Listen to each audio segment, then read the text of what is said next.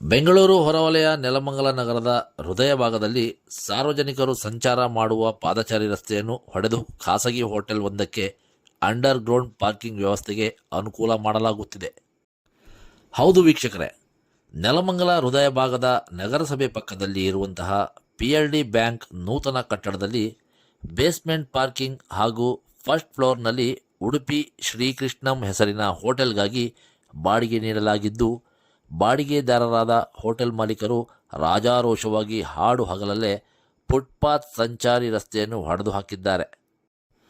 ಒಂದೆರಡು ವರ್ಷಗಳ ಹಿಂದಷ್ಟೇ ಲಕ್ಷಾಂತರ ರೂಪಾಯಿ ವೆಚ್ಚದಲ್ಲಿ ಸಾರ್ವಜನಿಕರು ಸಂಚಾರ ಮಾಡಲು ಪಾದಚಾರಿ ರಸ್ತೆಯನ್ನು ಲೋಕೋಪಯೋಗಿ ಇಲಾಖೆ ಅಧೀನದಲ್ಲಿ ನಿರ್ಮಾಣ ಮಾಡಲಾಗಿತ್ತು.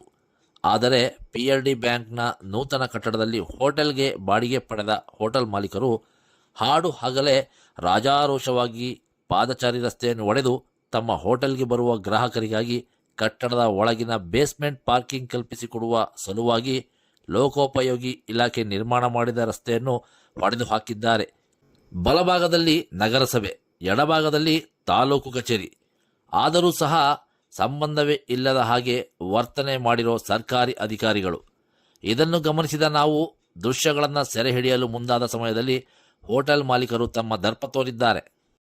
ಲೋಕೋಪಯೋಗಿ ಇಲಾಖೆಯು ಸರ್ಕಾರಿ ಹಣದಲ್ಲಿ ನಿರ್ಮಾಣ ಮಾಡಿದ್ದ ಸಾರ್ವಜನಿಕ ಸಂಚಾರಿ ಪಾದಚಾರಿ ರಸ್ತೆಯನ್ನು ತಮ್ಮ ಸ್ವಾರ್ಥಕ್ಕಾಗಿ ಹೊಡೆದು ಹಾಕಿರುವ ಹೋಟೆಲ್ ಮಾಲೀಕರ ವಿರುದ್ಧ ಕ್ರಮಕ್ಕೆ ಮುಂದಾಗಿ ಕಾನೂನು ಪಾಠ ಕಲಿಸ್ತಾರಾ?